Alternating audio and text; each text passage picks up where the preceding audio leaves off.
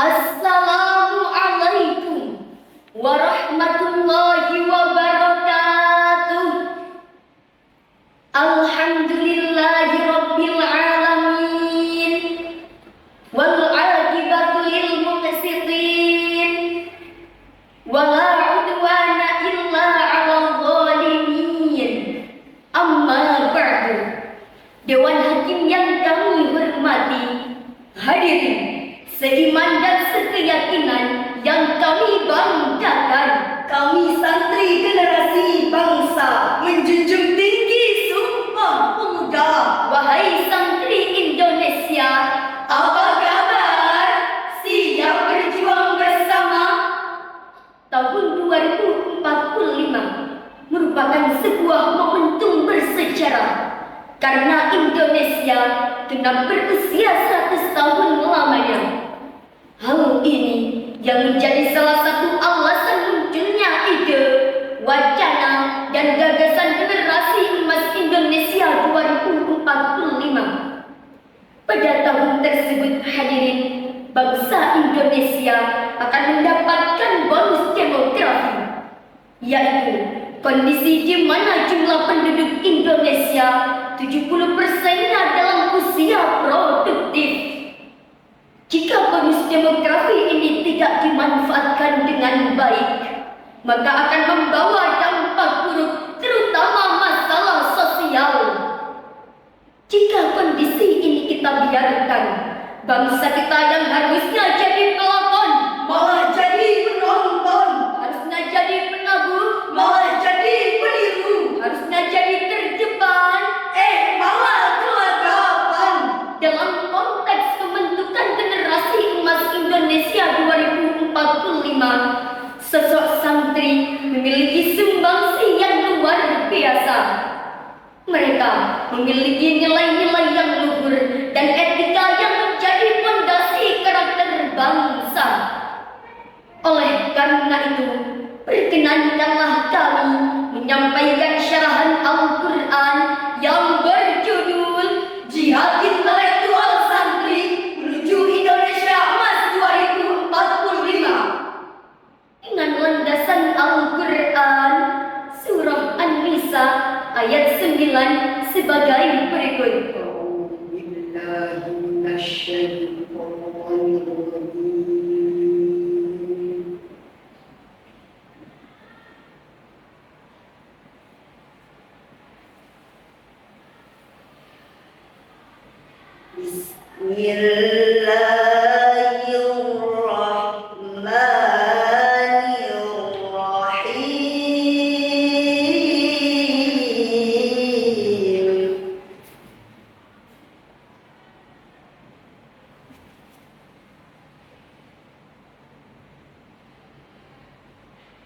وَلْيَخْشَ الَّذِينَ لَوْ تَرَكُوا مِنْ خَلْفِهِمْ ذُرِّيَّةً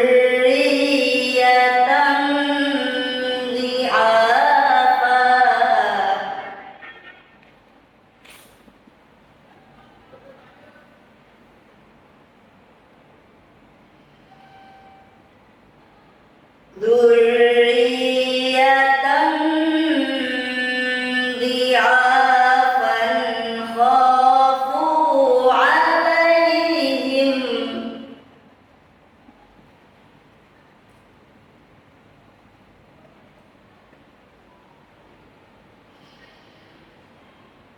فليتقوا الله وليقولوا قولا سديدا. Hamba berlindung di bawah kuasa-Mu ya Allah dari usikan setan yang terkutuk dengan menyebut asma-Mu ya Allah yang Maha Pengasih lagi Maha Penyayang.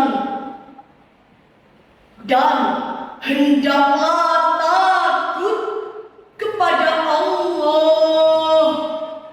Orang-orang yang seandainya meninggalkan di belakang mereka anak-anak yang lemah, yang mereka khawatir terhadap kesejahteraan mereka.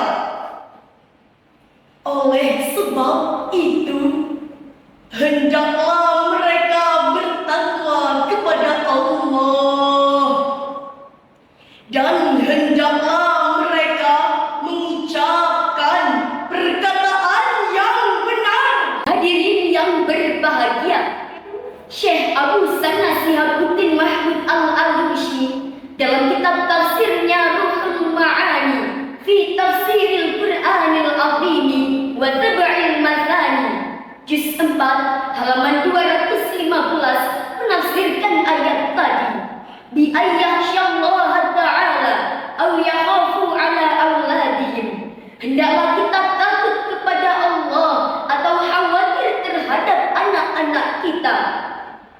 Dengan demikian hadirin, ayat di atas memerintahkan kepada kita untuk mempersiapkan generasi yang akan datang sebagai generasi yang unggul, bukan malah generasi yang lemah.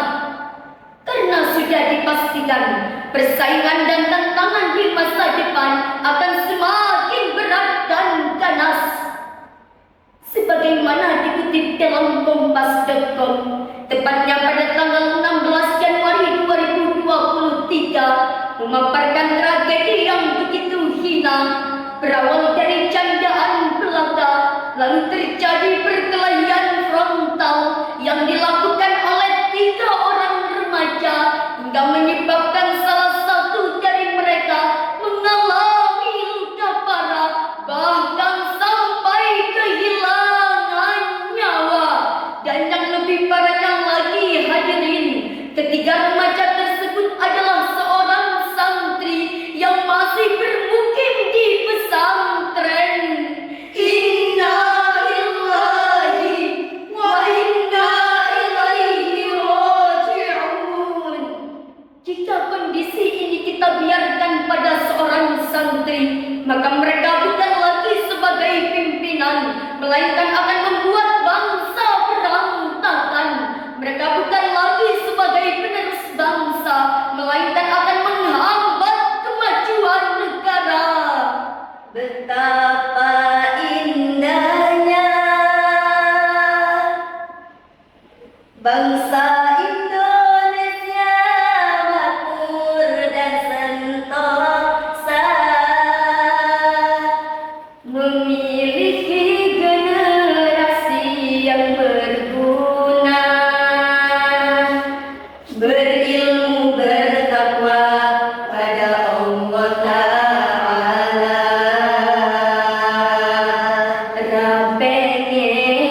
pengen liane, pengen ku siji mung santri, Memimpin negeri dilandasi dengan akhlak terpuji. Lalu, bagaimanakah jihad santri dalam mewujudkan cita-cita Indonesia Emas 2045? Sebaiknya seorang santri memiliki 3 pilar kecerdasan dalam dirinya. Yang pertama, kecerdasan intelektual. Bangsa kita harus mempersiapkan generasi yang cerdas, memiliki pengetahuan berkelas, serta mampu berpikir keras. Yang kedua, kecerdasan emosional. Bangsa kita harus mempersiapkan generasi yang kreatif dan inovatif, kerja cerdas, kerja ikhlas, dan kerja tuntas.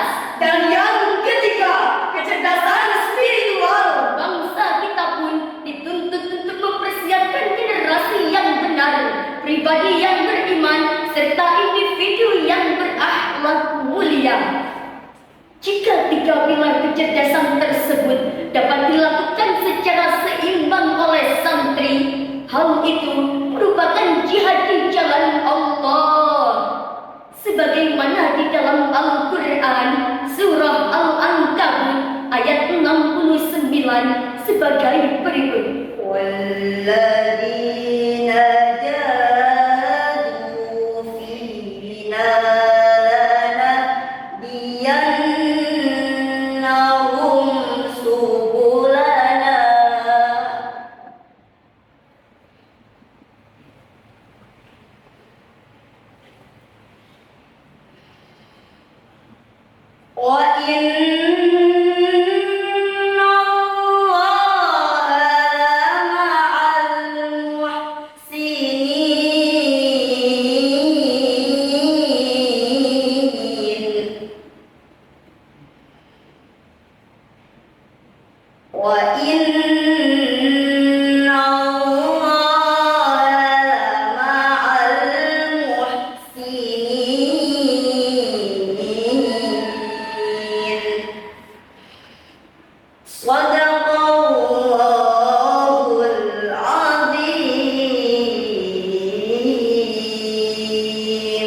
Dan orang-orang yang berjihad untuk mencari keridhaan kami